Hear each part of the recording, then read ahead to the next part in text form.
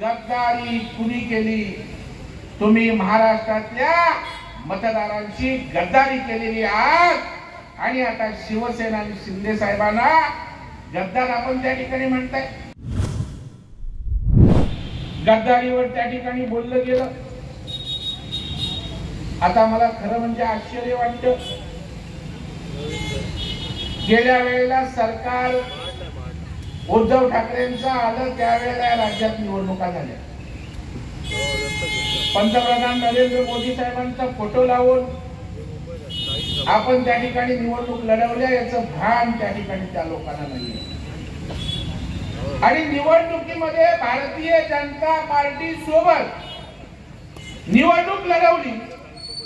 राज्यातल्या जनतेनं त्या ठिकाणी भाजप शिवसेना युतीला मतदान केलं आणि त्या ठिकाणी उद्धव ठाकरे जाऊन त्या ठिकाणी काँग्रेसच्या त्या ठिकाणी मांडीला मांडी लावून बसून सरकार त्या ठिकाणी बनवलं।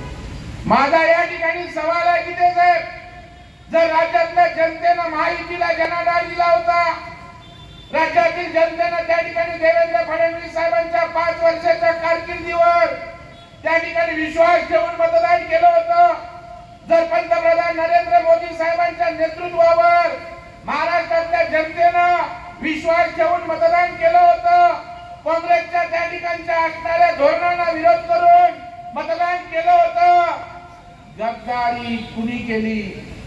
तुम्ही महाराष्ट्रातल्या मतदारांची गद्दारी केलेली आहात आणि आता शिवसेना आणि शिंदे साहेबांना गद्दार आपण त्या ठिकाणी म्हणताय। बरं, बाजूला बसले पण ते पण बघत नाही आधी दिले। स्नेहल ताई बसले, स्नेहल जगताप। आता त्यांनी तिकडून येऊन इकडे आल्या त्या खुद्दारी काय त्या राष्ट्रवादीत आल्या शिवसेनेमध्ये ती खुद्दारी, आणि शिंदे साहेबांनी त्या ठिकाणी जे काही केलं की आमच्या भरत शेठ शिंदे साहेबांबरोबर गेले ते गद्दार। मला वाटतं या ठिकाणी सोयीचं राजकारण करण्याचं काम या ठिकाणी या मंडळींचं सुरू आहे।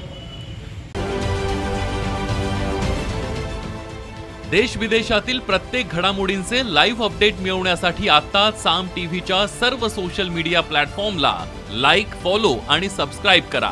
तसंच सर्व नोटिफिकेशनसाठी बेल आयकॉन प्रेस करायला विसरू नका।